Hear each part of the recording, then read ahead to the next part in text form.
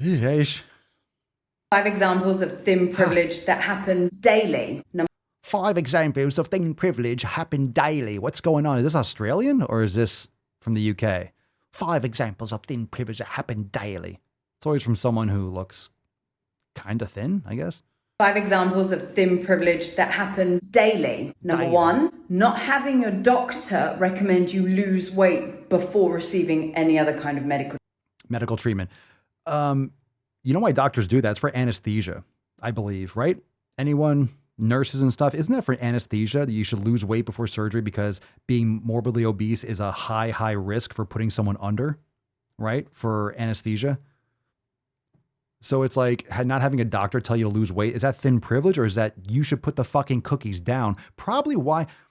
If you are having problems at the doctor, I'm going to rip these apart one at a time.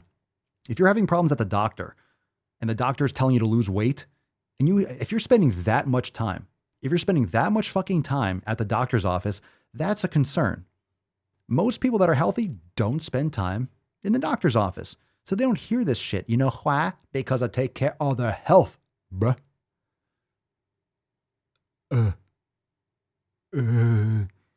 Uh, doctors telling you, if doctors telling you to lose weight, that's a beyond a warning sign. That's like, hey, I'm going to see you back here in a week if you don't take care of that shit. any other kind of medical treatment. 2, being able to go into any clothing store and find your clothing size. Okay, this is another load of bullshit. I have trouble finding clothes in my size. You know why? Because sometimes people have these, they'll have shirts that fit my upper body and then they'll rip my arms will rip the sleeves. Or I will put on, how many clothing stores have I ever gone into? And I will just put on a pair of jeans. They will be tight around my thighs. My thighs will be like ripping through them. And the waist will be, the jeans will look like there's like 5 inches at the top. Or I get jeans or pants or whatever that fit my thighs, the same thing. And it'll be 10 inches too big around the waist. So there's more actual, and to get specialty jeans and pants that fit someone who's in fucking physical shape, you can get these jeans online, right? There's like barbell clothing and different apparels that make stretchy jeans and shit. Yeah, if you want to spend 150 fucking dollars, I'm not complaining about a fit tax. I'm not complaining that it costs extra to get clothes that fit me because I have a muscular physique, okay? Because I have big legs, but not the fat gut to match, all right? So enough with this stupid cunty nonsense about being able to go into a clothing store and find clothes in your size. It's called shopping. Aren't chicks supposed to love that? Don't women like just going and looking for things and looking through and seeing what they have and looking around? Go to a big and tall store, all right? Or embrace capitalism and start your own fucking business to fill in the gaps, to solve those pain points. There are plenty of clothing companies that make obese clothing. Just most companies today do drop shipping and they know, why would I start a retail store that are going to restrict people from going because of COVID fear mongering? Why don't I just do it online? So go online and shop there or order on Amazon. They're going to have everything and free returns. What the fuck are you complaining about? 3, not being perceived as lazy because of the size of your body. Okay, how do you define lazy? Because lazy, most people would say, hey, you're not moving enough, which is usually the case. If someone has a morbidly excess of human on their body, they're probably not moving too much. I don't think they're going hiking regularly or playing tennis aggressively. I don't think they're doing marathons or doing any kind of physical activity for the most part.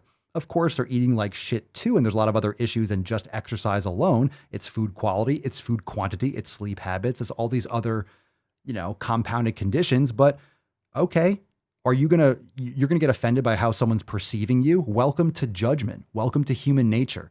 You're always gonna be judged. We're judging your fucking eyebrows right now. Holy fucking shit.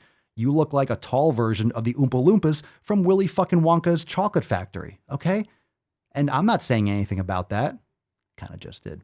Or not receiving the side eye on an airplane with everybody hoping that you're not sitting next to them. Number 5. I have a personal experience with this. I actually sat on one of those tiny planes. It was going from San Francisco to LA. So one of those like 45-minute flights.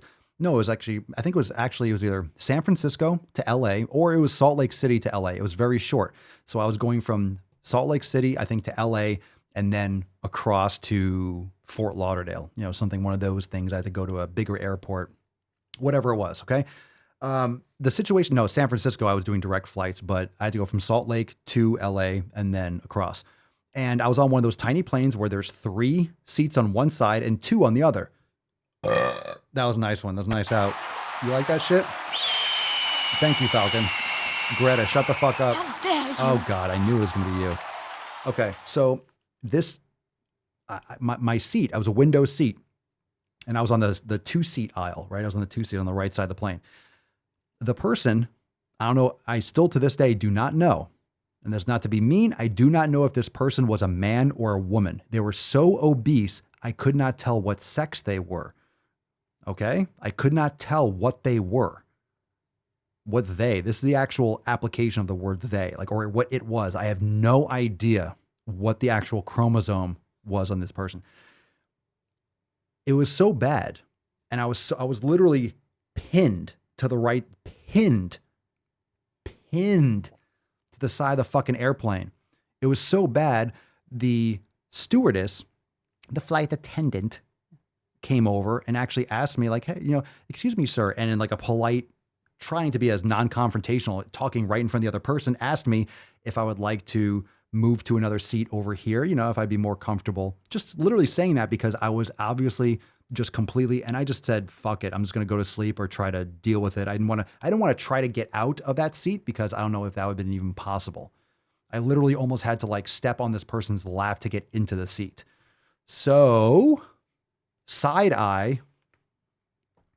Yeah, if you are morbidly obese, you should be getting side eye because why is that wrong? Fuck, I hope this morbidly obese person doesn't sit next to me so I can fucking use half my seat. And think about this. A morbidly obese person, all this fat acceptance bullshit, of course it's always coming from someone who's not fucking fat. So shut the fuck up, you twat.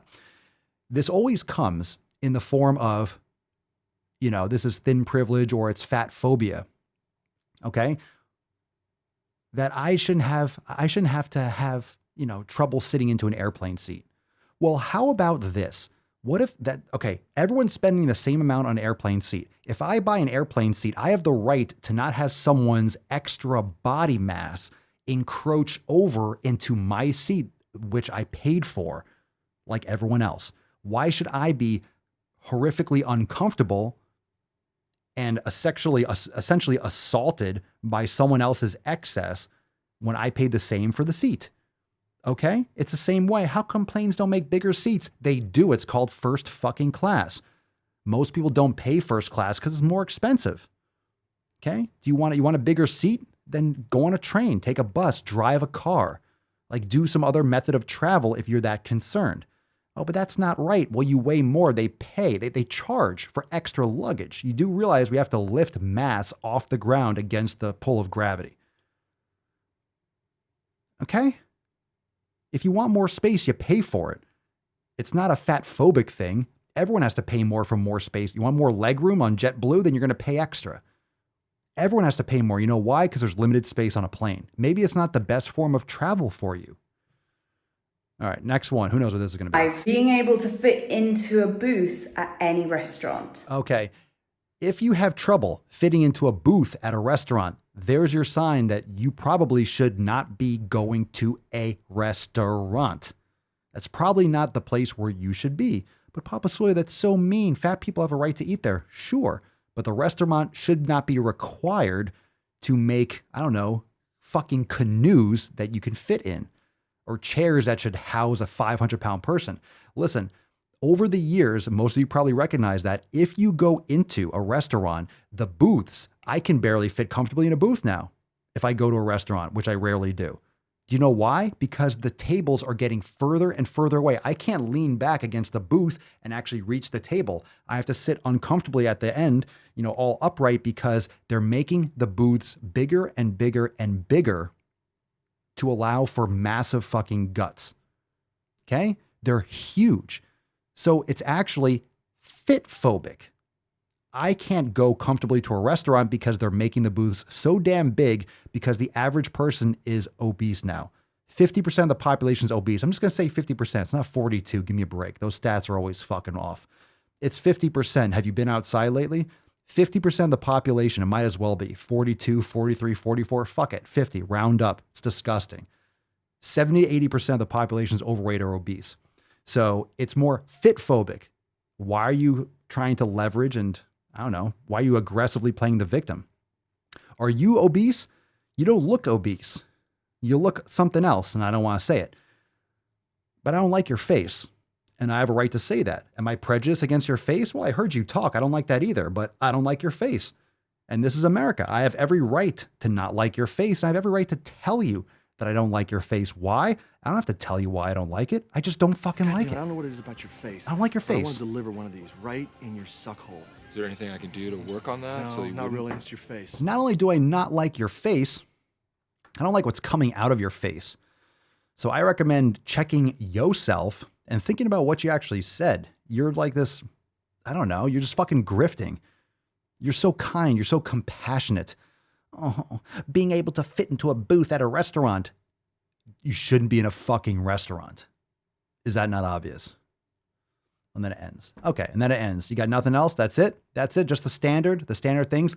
Can we come up with anything else? Can we come up with anything else besides, why can't I fit into a booth? It's so hard to find clothes. And why isn't there anything else out there? There's no other commentary. The same old fucking shit all the fucking time.